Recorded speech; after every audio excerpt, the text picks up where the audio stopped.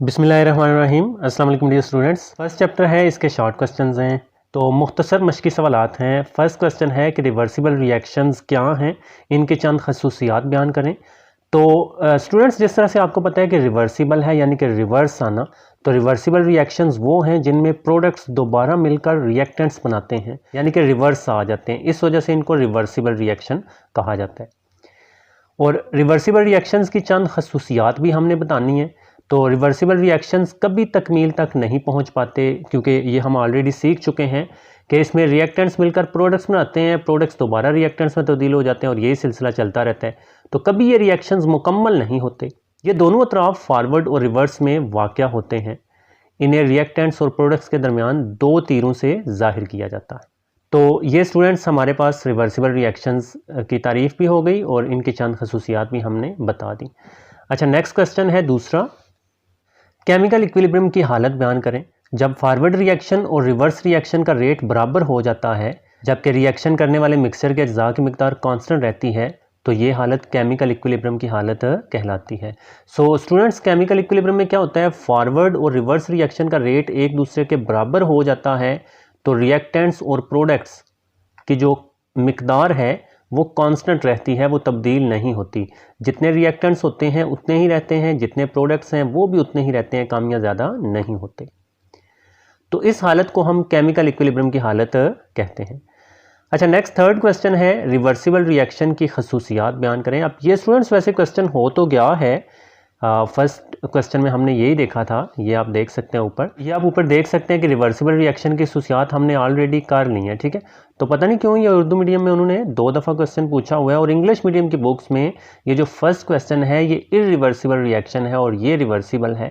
तो irreversible reaction का अगर आपसे भी पूछते हैं तो आपने रिवर्सिबल रिएक्शंस का उल्ट लिख देना है, वो इरिवर्सिबल होता है। तो वो भी ज़रा देख लें कि वो आप किस तरह से लिखेंगे कि वहाँ पर इरिवर्सिबल आ जाएगा ना, कि इरिवर्सिबल रिएक्शंस वो है जिनमें प्रोडक्ट्स दोबारा मिलकर रिएक्टेंट्स नहीं बनाते हैं।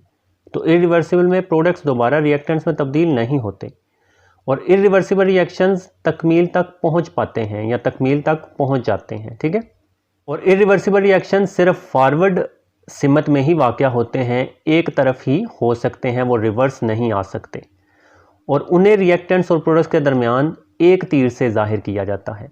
तो ये इरिवर्सिबल रिएक्शंस की खसूसियात मैंने आपको बताई हैं। तो अगर वो आपसे पूछते हैं तो आपने रिवर्सिबल रिएक्शंस का उल्ट बता देना है, ठीक है। अच्छा, नेक्स्ट फोर्थ क्वेश्चन की तरफ चलते हैं। डायनामिक इक्विलिब्रियम कैसे कायम होता है? जब रिएक्शन का आगाज़ होता है तो फॉरवर्ड रिएक्शन का रेट बहुत तेज़ होता है। ज़ाहिर सी बात है कि हम रिएक्शंस को मिला रहे हैं तो रिएक्टेंट्स तो बड़ी तेज़ी से मिलेंगे आपस में, और रिवर्स रिएक्शन का रेट बहुत कम होता है। अब ज़ाहिर सी बात है क्योंकि उस वक्त तो अभी प्रोडक्ट्स नहीं बने इतने कि जो रिएक्ट करके दोबारा रिएक्टेंट्स में तब्दील हों। फॉरवर्ड रिएक्शन का रेट बतदरीज कम होता है जबकि रिवर्स रिएक्शन का रेट बतदरीज तेज़ होता है। अब इस ग्राफ से ज़रा समझें, ये फॉरवर्ड रिएक्शन है, शुरू में देखें तो ये बहुत ज़्यादा है, पीक पर है ना, और रिवर्स रिएक्शन का रेट शुरू पर 0 है। तो यही बात हमने ऊपर सीखी। अच्छा, जो फॉरवर्ड रिएक्शन का रेट है, रेट ऑफ फॉरवर्ड रिएक्शन, ये आहिस्ता आहिस्ता कम हो रहा है, नीचे आ रहा है ना, तो आहिस्ता आहिस्ता कम हो रहा है। और जो रिवर्स रिएक्शन है ये शुरू पर मिनिमम है, 0 है, और आहिस्ता आहिस्ता ये ज़्यादा हो रहा है, ऊपर जा रहा है, ठीक है। तो ये हमने बातें सीखी यहाँ से। अब एक वक्त पर फॉरवर्ड और रिवर्स रिएक्शन के रेट एक दूसरे के बराबर हो जाते हैं। जहाँ पर ये दोनों लाइनें मिल रही हैं, इस पॉइंट पर आकर यहाँ पर फॉरवर्ड और रिवर्स रिएक्शन का रेट बराबर हो गए। ये हालत डायनामिक इक्विलिब्रियम की हालत कहलाती है। तो ये स्टूडेंट्स देख लें, इक्विलिब्रियम की हालत में फॉरवर्ड रिएक्शन का रेट रिवर्स रिएक्शन के रेट के बराबर हो जाता है, तो ऐसे डायनामिक इक्विलिब्रियम कायम हो जाता है, ठीक है।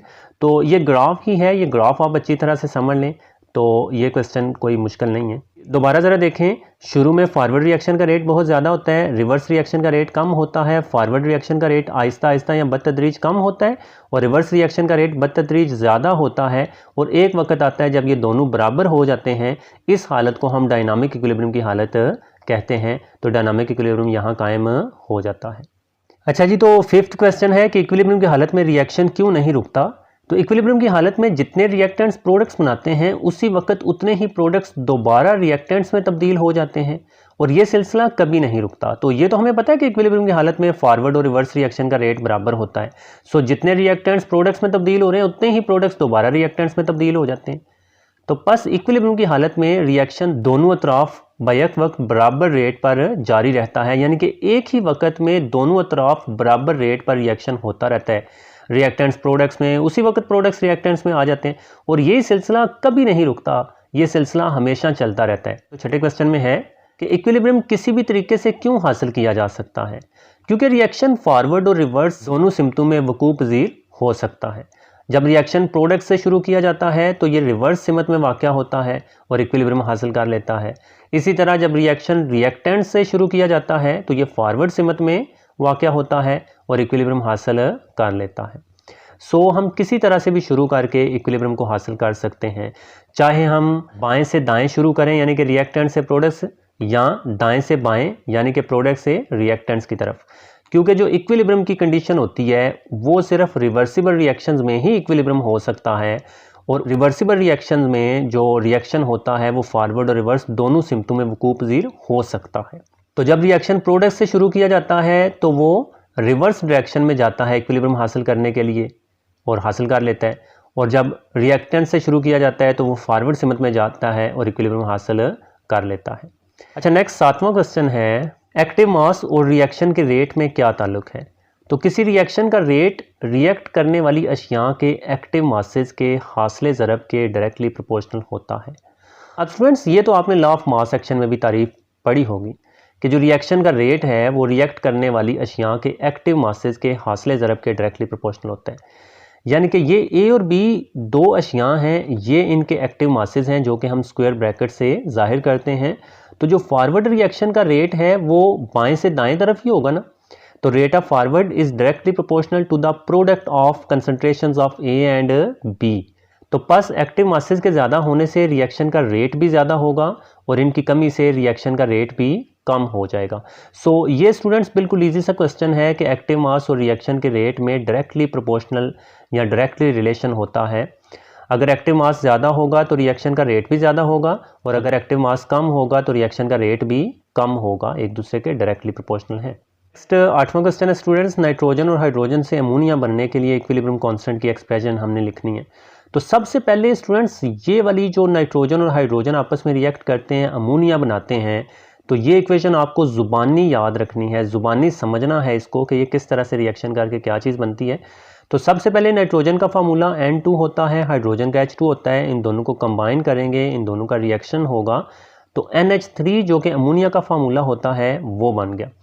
अच्छा, फिर स्टूडेंट्स इसको आपने बैलेंस करना है, तो वो ज़रा सीख लें किस तरह से करना है, क्योंकि इक्विलिब्रियम कांस्टेंट एक्सप्रेशन जो हम लिखते हैं वो बैलेंस्ड केमिकल इक्वेशन लिखते हैं, तो बैलेंस्ड केमिकल इक्वेशन से ही आगे Kc की वैल्यूज़ लिखी जाती हैं। अच्छा, अब स्टूडेंट्स सबसे पहले नाइट्रोजन को हम देखेंगे, नाइट्रोजन के इधर 2 हैं, इधर नाइट्रोजन का 1 है, तो यहाँ पर हम 2 लगा देंगे, ठीक है। अब नाइट्रोजन के 2 एक बार 2 हो गए और हाइड्रोजन के प्रोडक्ट्स की तरफ 2 3 बार 6 हो गए।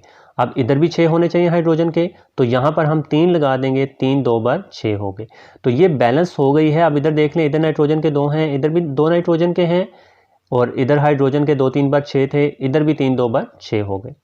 अब इस रिएक्शन के लिए इक्विलिब्रियम कांस्टेंट एक्सप्रेशन हमने लिखनी है, तो वो स्टूडेंट्स जिस तरह से हम खुद तशखीसी सरगर्मियों में समझ चुके हैं इसको, कि ऊपर हमने Kc की जब वैल्यू लिखनी है तो ऊपर हमने प्रोडक्ट्स की मोलर कंसंट्रेशन लिखनी होती है। ये जो कोएफिशिएंट होते हैं ये इनके कुव्वतनुमा या इनकी पावर्स बन जाती हैं, इनकी ताकतें बन जाती हैं। तो प्रोडक्ट यहाँ पर एक ही है, अमोनिया NH3, तो NH3 की जो मोलर कंसंट्रेशन है ये स्क्वायर ब्रैकेट में हम लिखते हैं, इसको ऊपर लिखेंगे, और ये जो कोएफिशिएंट है इसका 2, ये इसकी पावर बन जाएगी। फिर डिवाइडेड बाय, नीचे हम रिएक्टेंट्स लिखेंगे। अब रिएक्टेंट्स 2 हैं, नाइट्रोजन और हाइड्रोजन, नाइट्रोजन और हाइड्रोजन अलग-अलग स्क्वायर ब्रैकेट्स में लिखना है, और हाइड्रोजन का कोएफिशिएंट 3 है तो 3 इसकी ताकत बन जाएगी। सो बिल्कुल आसान है स्टूडेंट्स, ऊपर प्रोडक्ट्स नीचे रिएक्टेंट्स, और हाँ अगर कोई कोएफिशिएंट्स हैं शुरू में नंबर्स हैं तो वो उनकी पावर्स बना देनी है आपने। अच्छा, नेक्स्ट क्वेश्चन में मदरजा झैल रिएक्शंस के लिए इक्विलिब्रियम कांस्टेंट की एक्सप्रेशन हमने लिखनी है। तो ये 2 रिएक्शंस हैं। अब ये रिएक्शन हमें दिया गया था, बैलेंस करके ही दिया गया है, तो आपने इसको खुद बैलेंस वगैरह नहीं करना, जस्ट आपने Kc की वैल्यू लिखनी है। तो Kc की वैल्यू के लिए प्रोडक्ट्स ऊपर लिखेंगे, HI यहाँ पर प्रोडक्ट हैं, तो जो दाएं तरफ होते हैं वो प्रोडक्ट होते हैं, जो बाएं तरफ होते हैं वो रिएक्टेंट्स होते हैं। अच्छा, यहाँ पर ये प्रोडक्ट्स है HI और ये 2 कोएफिशिएंट है, तो HI की मोलर कंसंट्रेशन का स्क्वायर लिख देंगे, ताकत 2 लिख देंगे, फिर डिवाइडेड बाय नीचे H2 और I2 जो कि रिएक्टेंट्स हैं, इनकी मोलर कंसंट्रेशन का हासिल ज़रब नीचे लिख देंगे, यानी कि इन दोनों को स्क्वायर ब्रैकेट्स में अलग-अलग नीचे डिवाइड कर देंगे।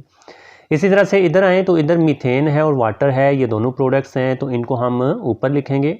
और नीचे हमारे पास कार्बन मोनोऑक्साइड है, ये पहले हमने लिखा, फिर हाइड्रोजन है, ये इधर लिखकर ये ताकत इसकी 3 बना देंगे क्योंकि H2 का कोएफिशिएंट 3 है। सो इस तरह से Kc की वैल्यू आपने दोनों की लिख दी। अच्छा, नेक्स्ट 10वां क्वेश्चन है कि रिएक्शन की सिमत की पेशगोई कैसे की जा सकती है।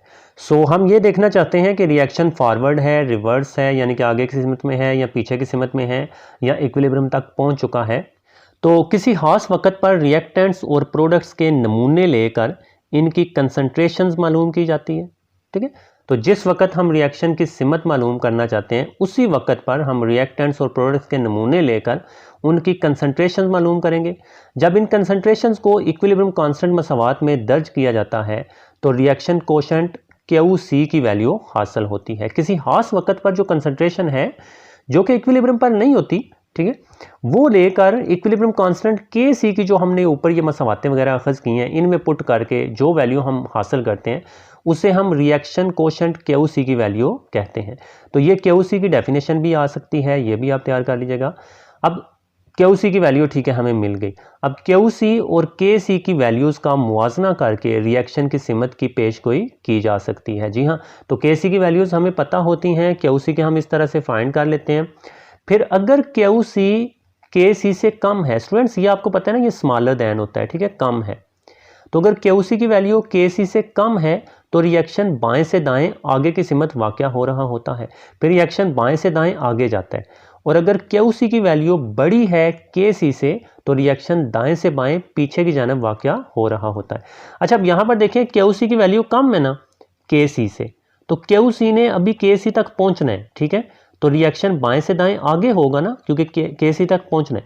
और यहाँ QC की वैल्यू ज़्यादा हो गई है Kc से तो रिएक्शन पीछे आएगा, ठीक है। और अगर QC बराबर है Kc के, दोनों की वैल्यूज़ सेम आ गई हैं, दोनों की वैल्यूज़ बराबर आ गई हैं, तो रिएक्शन इक्विलिब्रियम की हालत में होता है, तो रिएक्शन ने इक्विलिब्रियम हासिल कर लिया होता है। अच्छा, 11वां क्वेश्चन भी इजी है कि आपको कैसे पता चलेगा कि रिएक्शन ने इक्विलिब्रियम हासिल कर लिया है। तो इक्विलिब्रियम की हालत में फॉरवर्ड रिएक्शन का रेट रिवर्स रिएक्शन के रेट के बराबर हो जाता है, तो ये हमने पीछे सीखा। और रिएक्शन करने वाले मिक्सचर के अज्जा की मिकदार कॉन्स्टेंट रहती है, यानी कि रिएक्टेंट्स और प्रोडक्ट्स कम या ज़्यादा नहीं होते, जितने रिएक्टेंट्स हैं वो उतने ही रहते हैं और जितने प्रोडक्ट्स हैं वो भी उतने रहते हैं, कम या ज़्यादा नहीं होते। ठीक है, तो ये चलें हमें पता चल गया कि जब फॉरवर्ड रिएक्शन का रेट रिवर्स रिएक्शन के रेट के बराबर हो जाएगा तो रिएक्शन इक्विलिब्रियम हासिल कर चुका होगा। अच्छा, इसी तरह से इक्विलिब्रियम की हालत में QC और Kc की वैल्यूज़ बराबर होती हैं, तो ये भी हमें बात अभी हमने ऊपर सीखी कि अगर QC और Kc दोनों बराबर हैं तो रिएक्शन इक्विलिब्रियम की हालत में होता है। तो इस बात से भी हमें पता चल जाएगा कि अगर QC और Kc की वैल्यूज़ दोनों बराबर आ गई हैं तो फिर भी हमें पता चल जाएगा कि रिएक्शन ने इक्विलिब्रियम हासिल कर लिया है। तो बस इक्विलिब्रियम की हालत में तो फॉरवर्ड रिएक्शन का रेट बराबर होता है रिवर्स रिएक्शन के रेट के, और QC जो रिएक्शन कोशेंट की कीमत होती है वो Kc जो इक्विलिब्रियम कांस्टेंट की कीमत होती है, ये दोनों बराबर हो जाती हैं। तो नेक्स्ट क्वेश्चन है कि ऐसे रिएक्शन की खसूसियात बयान करें जो फ़ौरन इक्विलिब्रियम की हालत को पहुंच जाता है, यानी कि बड़ी जल्दी से इक्विलिब्रियम हासिल कर लेता है। तो ऐसे रिएक्शंस जिनकी Kc की वैल्यू छोटी होती है वो बहुत जल्द इक्विलिब्रियम की हालत को पहुंच जाते हैं। तो Kc की वैल्यू जिनकी बहुत छोटी होती है वो बड़ी जल्दी से इक्विलिब्रियम हासिल कर लेते हैं। ऐसे रिएक्शंस में इक्विलिब्रियम की हालत में रिएक्टेंट्स मौजूद होते हैं और प्रोडक्ट्स तकरीबन ना होने के बराबर होते हैं क्योंकि बड़ी जल्दी वो इक्विलिब्रियम तक पहुंच गए हैं। ठीक है, रिएक्टेंट्स बिल्कुल थोड़े से ही प्रोडक्ट्स में तब्दील हुए और वो इक्विलिब्रियम की हालत में पहुंच चुके हैं। ऐसे रिएक्शंस कभी मुकम्मल नहीं होते। अब ये सारी खसूसियात हमने बता दी जो फ़ौरन इक्विलिब्रियम की हालत को पहुंच जाते हैं, यानी कि एक तो उनकी Kc की वैल्यू बहुत छोटी होती है और ऐसे रिएक्शन में इक्विलिब्रियम की हालत में सारे के सारे तकरीबन रिएक्टेंट्स होते हैं, प्रोडक्ट्स तकरीबन ना होने के बराबर होते हैं। और ऐसे रिएक्शंस कभी भी मुकम्मल नहीं होते क्योंकि अभी तो रिएक्टेंट्स ही रिएक्टेंट्स मौजूद हैं और इक्विलिब्रियम को वो पहुंच चुका है। ये क्वेश्चन भी पिछले क्वेश्चन की तरह ही है, जो हमने पीछे KC और KC की वैल्यूज़ का मुआवजना किया, तो यहाँ हमसे पूछ रहे हैं कि अगर किसी रिएक्शन में रिएक्शन कोशेंट KC की वैल्यू KC से ज़्यादा हो तो रिएक्शन की सिमत क्या होगी। सो अभी हमने ये पीछे पढ़ा कि अगर KC की वैल्यू KC से ज़्यादा हो यानी KC is greater than KC, तो रिएक्शन दाएं से बाएं पीछे की जानब वाक़या हो रहा होता है। ठीक है। अच्छा, नेक्स्ट 14वां क्वेश्चन है स्टूडेंट्स, काफ़ी ये लेंथी क्वेश्चन है। एक इंडस्ट्री रिवर्सिबल रिएक्शन की बुनियादों पर कायम की गई है। यह तजारती सतह पर पैदावार हासिल करने में नाकाम रहती है। क्या आप एक केमिस्ट होने के नाते से इसकी नाकामी की वजूहात बयान कर सकते हैं कि क्यों ये इंडस्ट्री पैदावार नहीं पैदा कर सकी, क्यों ये इंडस्ट्री मुनाफा नहीं कमा सकी, क्यों ये इंडस्ट्री नाकाम हो गई है। आप एक केमिस्ट हैं, आप बताएं, क्योंकि आप केमिस्ट्री पढ़ते हैं और केमिस्ट्री का मुतालिया करने वाले केमिस्ट ही कहलाते हैं। तो चलें, अब केमिस्ट होने के नाते हम बताते हैं जो कुछ हमें पता है। उन्हें यानी कि इंडस्ट्री वालों को रिवर्सिबल रिएक्शंस के लिए इक्विलिब्रियम कांस्टेंट की अहमियत का इल्म नहीं था। उन्होंने इक्विलिब्रियम कांस्टेंट KC को अपने जहन में रखा ही नहीं है। KC का इल्म हमें यह भी बताता है कि कोई रिवर्सिबल रिएक्शन फ़ायदेमंद होगा या नहीं। अगर KC की वैल्यू बहुत छोटी हो तो इक्विलिब्रियम बहुत जल्द कायम हो जाता है। तो जिस तरह से अभी हमने ऊपर वाले क्वेश्चन में पढ़ा कि ऐसे रिएक्शन जिनकी KC की वैल्यू बहुत छोटी होती है वो बहुत जल्द इक्विलिब्रियम को पहुंच जाते हैं। अब जब वो बहुत जल्द इक्विलिब्रियम को पहुंचेंगे तो रिएक्टेंट्स अभी बेशुमार हैं और प्रोडक्ट्स तकरीबन ना होने के बराबर हैं, और प्रोडक्ट्स की बहुत कम मिकदार हासिल होती है जो कि तजारती सतह पर नाकाबिले मंजूर है। अब जाहिर सी बात है कि हमें तजारती सतह पर प्रोडक्ट्स ज़्यादा चाहिए ना, लेकिन अगर KC की वैल्यू कम है, छोटी है, तो हमें तो प्रोडक्ट्स नहीं मिलेंगे। ऐसे रिएक्शंस के लिए दूसरे अमामल मसलन प्रेशर, टेम्परेचर और कंसंट्रेशंस वगैरह का इल्म होना भी ज़रूरी है, जिनकी मदद से रिएक्शन को आगे की सिमत शिफ्ट करके ज़्यादा से ज़्यादा प्रोडक्ट्स हासिल किए जा सकते हैं। तो उनके पास ना तो KC का इल्म था और ना ही दूसरे अमामल जो कि प्रेशर, टेम्परेचर और कंसंट्रेशन वगैरह को तब्दील करके रिएक्शन को फॉरवर्ड डायरेक्शन में चलाया जाता है ताकि ज़्यादा से ज़्यादा हमें प्रोडक्ट्स हासिल हों, वो भी उनके पास इल्म नहीं था। सो कम्प्लीटली इन सारी चीज़ों को उन्होंने इग्नोर किया, जिसकी वजह से उनको प्रोडक्ट्स ना मिले, रिएक्टेंट्स के रिएक्टेंट्स ही पड़े रहे और प्रोडक्ट्स में तब्दील बहुत कम चीज़ें हुई। तो तजारती पैमाने पर वो पैदावार हासिल करने में बिल्कुल नाकाम रहे। ओके स्टूडेंट्स, आई होप आपको समझ आ गई होगी। मिलते हैं आपसे नेक्स्ट वीडियो में, तब तक के लिए खुदा हाफिज़।